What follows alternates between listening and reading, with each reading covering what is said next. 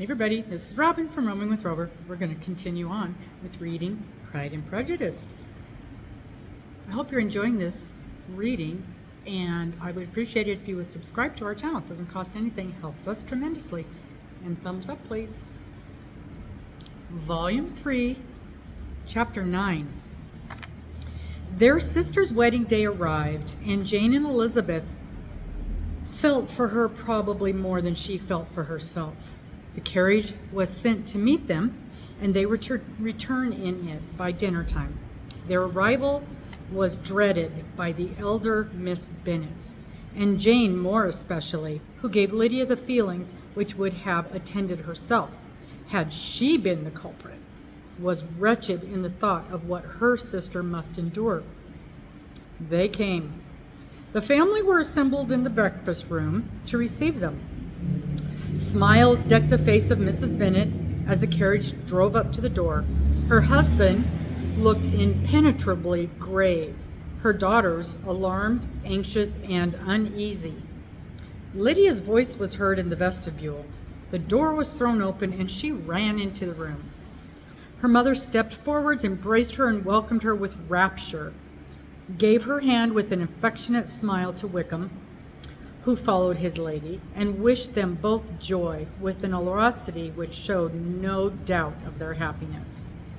Their reception from Mr. Bennet, to whom they then turned, was not quite so cordial.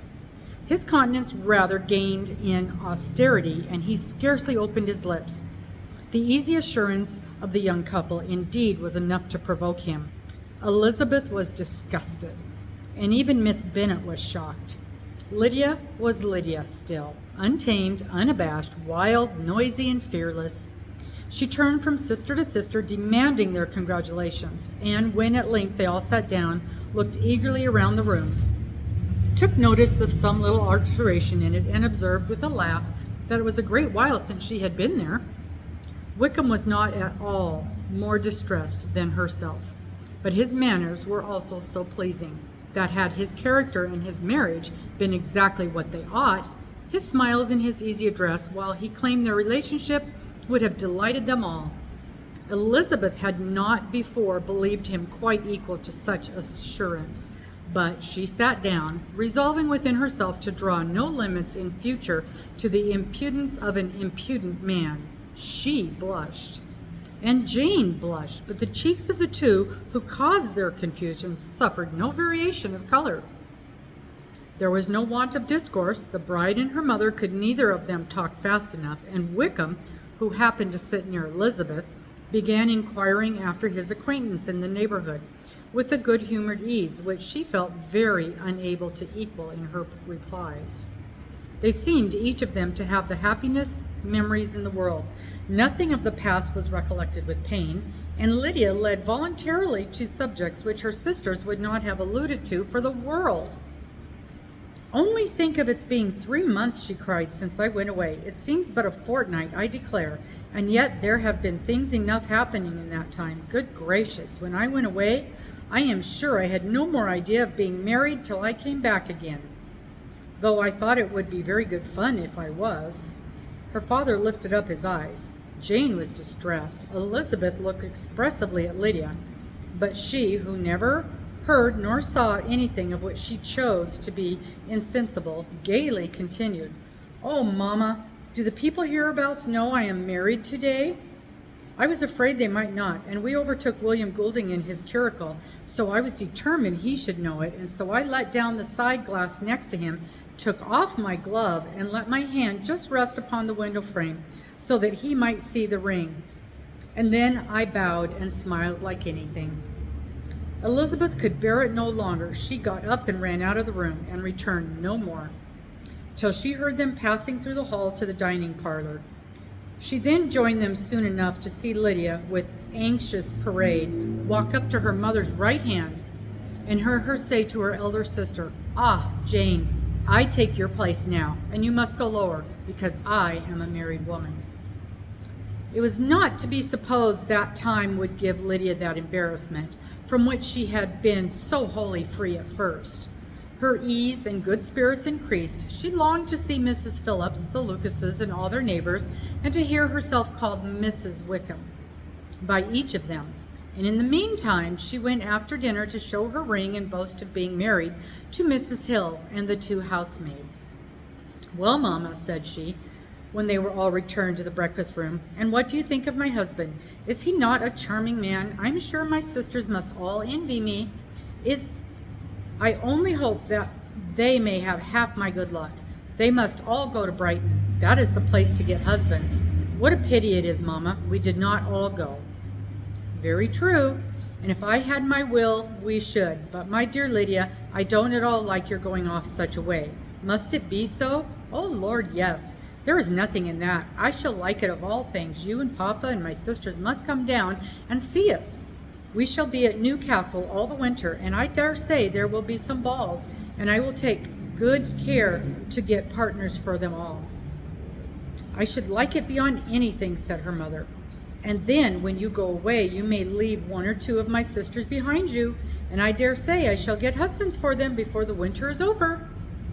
"I thank you for my share of the favor," said Elizabeth, "but I do not particularly like your way of getting husbands." Their visitors were not to remain among 10 days with them. Mr. Wickham had received his commission before he left London, and he was to join his regiment at the end of a fortnight. No one but Mrs. Bennet regretted that their stay would be so short, and she made the most of their time by visiting about with her daughter and having very frequent parties at home. These parties were acceptable to all. To avoid a family circle was even more desirable to such as did think than such as did not. Wickham's affection for Lydia was just what Elizabeth had expected to find, not equal to Lydia's for him. She had scarcely needed her present observation to be satisfied, from the reason of things, that their elopement had been brought on by the strength of her love rather than by his. And she would have wondered why, without violently caring for her, he chose to elope with her at all, had she not felt certain that his flight was rendered necessary by distress of circumstances. And if that were the case, he was not the young man to resist an opportunity of having a companion. Lydia was exceedingly fond of him. He was her dear Wickham on every occasion. No one was to be put in competition with him. He did everything best in the world, and she was sure he would kill more birds on the 1st of September than anybody else in the county. One morning, soon after their arrival, she was sitting with her 2 elder sisters. She said to Elizabeth, "Lizzy, I never gave you an account of my wedding, I believe. You were not by when I told Mamma and the others all about it. Are you not curious to hear how it was managed?" "Not really," said Elizabeth. "I think there cannot be too little said on the subject." "Why, you are so strange, but I must tell you how it went off. We were married, you know, at St. Clement's, because Wickham's lodgings were in that parish, and it was settled that we should all be there by 11 o'clock. My uncle and aunt and I were to go together, and the others were to meet us at the church. Well, Monday morning came, and I was in such a fuss. I was so afraid, you know, that something would happen to put it off, and then I should have gone quite distracted. And there was my aunt, all the time I was dressing, preaching and talking away just as if she were reading a sermon. However, I did not hear one word in 10, for I was thinking, you may suppose, of my dear Wickham. I longed to know whether he would be married in his blue coat. Well, and so we breakfasted at 10 as usual. I thought it would be nearly over, for by the by, you are to understand that my uncle and aunt were horrid unpleasant all the time I was with them. If you'll believe me, I did not once put my foot out of doors, though I was there a fortnight. Not one party or scheme or anything. To be sure, London was rather thin, but however, the little theater was open. Well, and just so, as the carriage came to my door, my uncle was called away upon business to that horrid man, Mr. Stone. And then, you know, when once they got together, there was no end of it. I was so frightened I did not know what to do, for my uncle was to give me away. And if we were beyond the hour, we could not be married all day. But luckily he came back again in 10 minutes' time, and then we set out. However, I recollected afterwards that if he had been prevented going, the wedding need not be put off, for Mr. Darcy might have done as well. Mr. Darcy, replied Elizabeth in utter amazement. Oh, yes, he was to come there with Wickham, you know, but gracious me, I quite forgot. I ought not to have said a word about it. I promised them so faithfully. What will Wickham say? It was to be a secret. If it was to be secret, say not another word on the subject. You may depend upon me seeking no further. Oh, certainly, said Elizabeth, though burning with curiosity. We will ask you no questions. Thank you, said Lydia, for if you did, I should certainly tell you all, and then Wickham would be angry. On such encouragement to ask, Elizabeth was forced to put it out of her power by running away.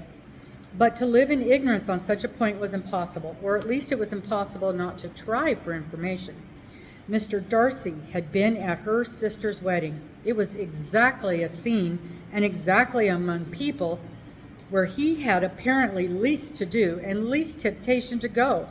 Conjectures as to the meaning of it, rapid and wild, hurried into her brain, but she was satisfied with none. Those that best pleased her as placing his conduct in the noblest light seemed most improbable. She could not bear such suspense, and hastily seized a sheet of paper, wrote a short letter to her aunt to express an explanation of what Lydia had dropped, if it were compatible with the secrecy which with it had been intended.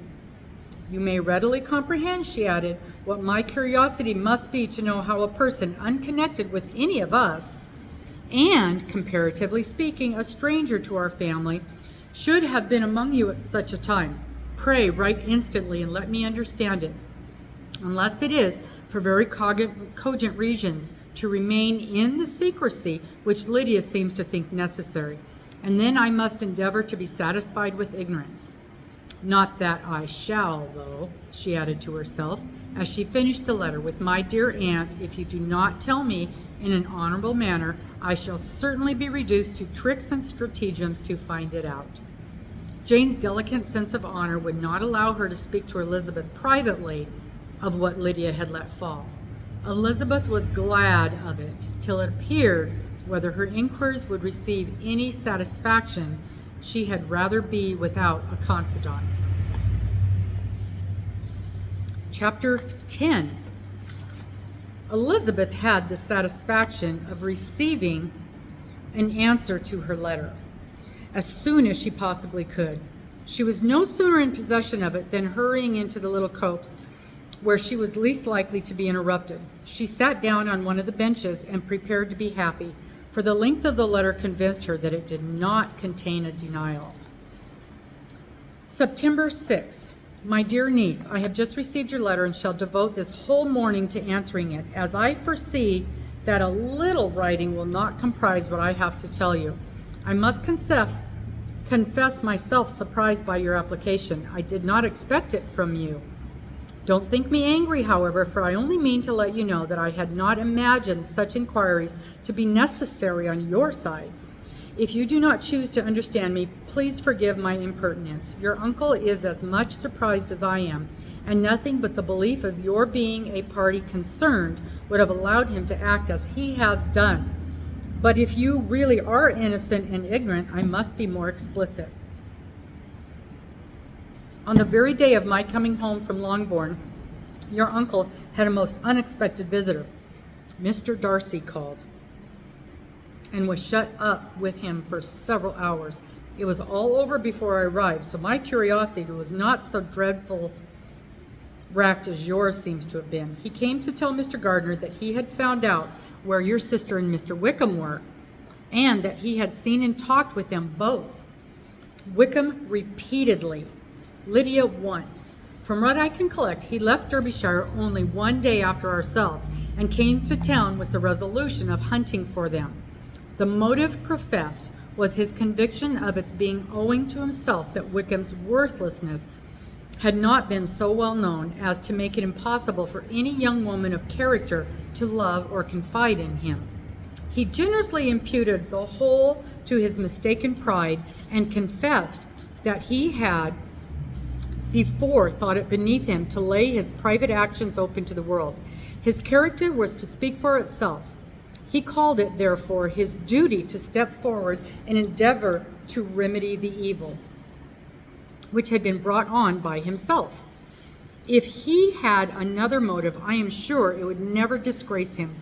He had been some days in town before he was able to discover them, but he had something to direct his search, which was more than we had, and with consciousness of this was another reason for his resolving to follow us. There is a lady, it seems, a Mrs. Young, who was some time ago governess to Miss Darcy and was dismissed from her charge on some cause of disapprobation, though he did not say what. She then took a large house in Edward Street and has since maintained herself by letting lodgings. This Mrs. Young was, he knew, intimately acquainted with Wickham, and he went to her for intelligence of him as soon as he got to town. But it was 2 or 3 days before he could get from her what he wanted. She would not betray her trust, I suppose, without bribery and corruption, for she really did know where her friend was to be found. Wickham indeed had gone to her on her first arrival in London, and had she been able to receive them into her house, they would have taken up their abode with her. At length, however, our kind friend procured the wished-for direction. He saw Wickham, and afterwards insisted on seeing Lydia. His first object with her, he acknowledged, had been to persuade her to quit her present disgraceful situation and return to her friends as soon as they could be prevailed upon to receive her, offering his assistance as far as it would go. But he found Lydia absolutely resolved on remaining where she was. She cared for none of her friends, she wanted no help of his, and she would not hear of leaving Wickham. She was sure they would be married sometime or other, and it did not much signify when. Since such were her feelings, it only remained, he thought, to secure and expedite a marriage, which, in his very first conversation with Wickham, he easily learned, had never been his design. He confessed himself obliged to leave the regiment on account of some debts of honor, which were very pressing, and scrupled not to lay all the ill consequences of Lydia's flight on her own folly alone. He meant to resign his commission immediately, and as to his future situation, he could conjecture very little about it. He must go somewhere, but he did not know where, and he knew he should have nothing to live on. Mr. Darcy asked him why he had not married your sister at once.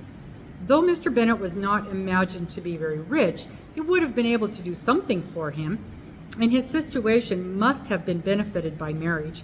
But he found, in reply to the question, that Wickham still cherished the hope of more effectually making his fortune by marriage in some other country.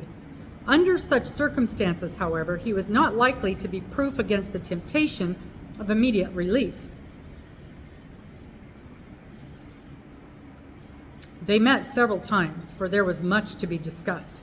Wickham, of course, wanted more than he could get, but at length was reduced to be reasonable. Everything being settled between them, Mr. Darcy's next step was to make your uncle acquainted with it. And he first called in Grace Church Street the evening before I came home. But Mr. Gardner could not be seen, and Mr. Darcy found, on further inquiry, that your father was still with him, but would quit town the next morning. He did not judge your father to be a person whom he could so properly consult as your uncle, and therefore readily postponed seeing him till after the departure of the former. He did not leave his name, and till the next day it was only known that a gentleman had called on business. On Saturday he came again. Your father was gone, your uncle was at home, and as I said before, they had a great deal of talk together. They met again on Sunday, and then I saw him too. It was not all settled before Monday. As soon as it was, the express was sent off to Longbourn, but our visitor was very obstinate. I fancy, Lizzy, that obstinacy is the real defect of his character after all. He has been accused of many faults at different times, but this is the true one. Nothing was to be done that he did not do himself, though I am sure, and I do not speak it to be thanked, therefore say nothing about it. Your uncle would most readily have settled the whole. They battled it together for a long time, which was more than either the gentleman or lady concerning it deserved. But at last your uncle was forced to yield, and instead of being allowed to be of use to his niece, was forced to put up with only having the probable credit of it, which went sorely against the grain. And I really believe your letter this morning gave him great pleasure, because it required an explanation that would rob him of his borrowed feathers and give the praise where it was due. But, Lizzy, this must go no farther than yourself, or Jane at most. You know pretty well, I suppose, what has been done for the young people. His debts are to be paid, amounting, I believe, to considerably more than £1,000. Another 1,000 in addition to be settled upon her, and his commission purchased. The reason why all this was to be done by him alone was such as I have given above. It was owing to him, to his reserve and want of proper consideration, that Wickham's character had been so misunderstood, and consequently that he had been received and noticed as he was. Perhaps there was some truth in this, though I doubt whether his reserve or anybody's reserve can be answerable for the event. But in spite of all this fine talking, my dear Lizzy, you may rest perfectly assured that your uncle would never have yielded if we had not given him credit for another interest in the affair. When all this was resolved on, he returned again to his friends who were still staying at Pemberley. But it was agreed that he should be in London once more when the wedding took place, and all the money matters were then to receive the last finish. I believe I now have told you everything. It is a relation which you tell me is to give you great surprise. I hope at least it will not afford you any displeasure. Lydia came to us, and Wickham had constant admission to the house. He was exactly as he had been, and I knew him in Hertfordshire, but I would not tell you how little I was satisfied with her behavior while she stayed with us. If I had not perceived by Jane's letter last Wednesday that her conduct on coming home was exactly of a piece of it, and therefore what I now tell you can give you no fresh pain. I talked to her repeatedly in the most serious manner, representing to her all the wickedness of what she had done and all the unhappiness she had brought to this family. If she heard me, it was by good luck, for I am sure she did not listen. I was sometimes quite provoked, but then I recollected my dear Elizabeth and Jane, and for their sakes had patience with her. Mr. Darcy was punctual in his return, and as Lydia informed you, attended the wedding. He dined with us the next day and was to leave town again on Wednesday or Thursday. Will you be very angry with me, dear Lizzy, if I take this opportunity of saying what I was never bold enough to say before, how much I like him? His behavior to us has in every respect been as pleasing as when we were in Derbyshire. His understanding and opinions all please me. He wants nothing but a little more liveliness, and that, if he marry prudently, his wife may teach him. I thought him very sly. He never ever mentioned your name, but slyness seems the fashion. Pray forgive me if I have been very presuming, or at least do not punish me so far as to exclude me. I shall never be happy till I have been all round the park. A low phaeton with a nice little pair of ponies would be the very thing. But I must write no more. The children have been wanting me this half hour. Yours very sincerely, M. Gardner. The contents of this letter threw Elizabeth into a flutter of spirits, in which it was difficult to determine whether pleasure or pain bore the greatest share. The vague and unsettled suspicions which uncertainly had produced of what Mr. Darcy might have been doing to forward her sister's match, which she had feared to encourage, as an exertion of goodness too great to be probable, and at the same time dreaded to be just from the pain of obligation, were proved beyond their greatest extent to be true. He had followed them purposely to town. He had taken on himself all the trouble and mortification attendant on such research, in which sublimation had been necessary to a woman whom he must abominate and despite, and where he was reduced to frequently meet, reason with, persuade, and finally bribe the man whom he always most wished to avoid, and whose very name it was punishment to him to pronounce. He had done all this for a girl whom he could neither regard nor esteem. Her heart did whisper that it had been done for her, but it was a hope shortly checked by other considerations, and she soon felt that even her vanity was insufficient when required to depend on his affection for her. For a woman who had already refused him, as able to overcome a sentiment as natural as abhorrence relationship with Wickham. Brother-in-law of Wickham. Every kind of pride must revolt from the connection. He had, to be sure, done much. She was ashamed to think how much, but he had given a reason for his interference, which asked no extraordinary stretch of belief. It was reasonable that he should feel he had been wrong. He had liberally, and he had the means of exercising it, and though she would not place herself as his principal inducement, she could perhaps believe that remaining partiality for her might assist his endeavors in a cause where her peace of mind must be materially concerned. It was painful, exceedingly painful, to know that they were all under obligations to a person who could never receive a return. They owed the restoration of Lydia, her character, everything to him. Oh, how heartily did she grieve over every ungracious sensation she had ever encouraged, for every saucy speech she had ever directed towards him. For herself, she was humbled, but she was proud of him, proud that in a cause of compassion and honor, he had been able to get the better of himself. She read over her aunt's commendation of him again and again. It was hardly enough, but it pleased her. She was even sensible of some pleasure, though mixed with regret, on finding how steadfastly both she and her uncle had been persuaded that affection and confidence subsisted between Mr. Darcy and herself. She was roused from her seat and her reflections by someone's approach, and before she could strike into another path, she was overtaken by Wickham. "I am afraid I interrupt your solitary ramble, my dear sister," said he as he joined her. "You certainly do," she replied with a smile, "but it does not follow that the interruption must be unwelcome."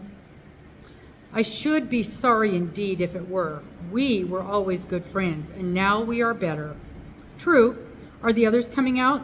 "I do not know. Mrs. Bennet and Lydia are going in the carriage to Meryton, and so, my dear sister, I find from our uncle and aunt that you have actually seen Pemberley." She replied in the affirmative. "I almost envy you the pleasure, and yet I believe it would be too much for me, or else I could take it in on my way to Newcastle. And you saw the old housekeeper, I suppose? Poor Reynolds.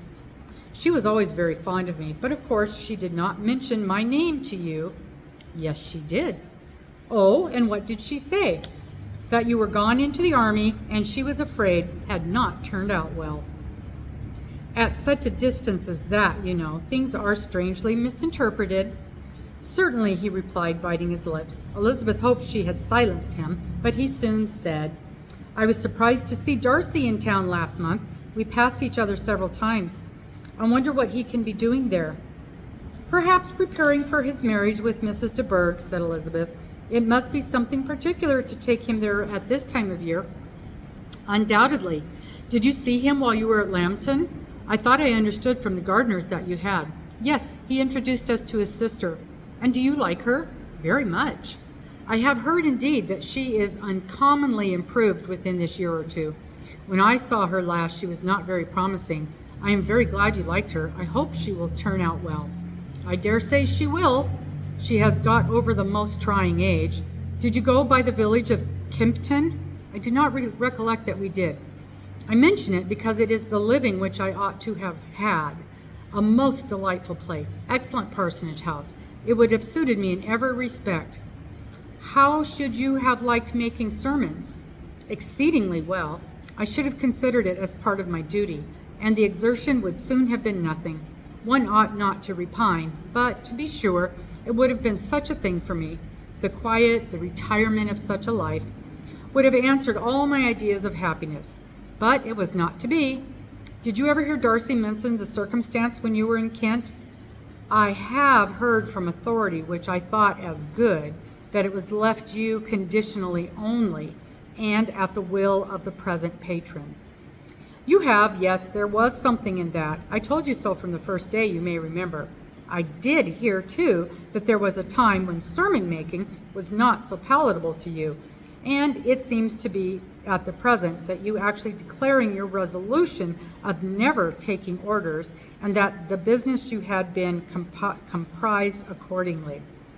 You did, and it was not wholly without foundation. You may remember what I told you on that point when we first talked of it.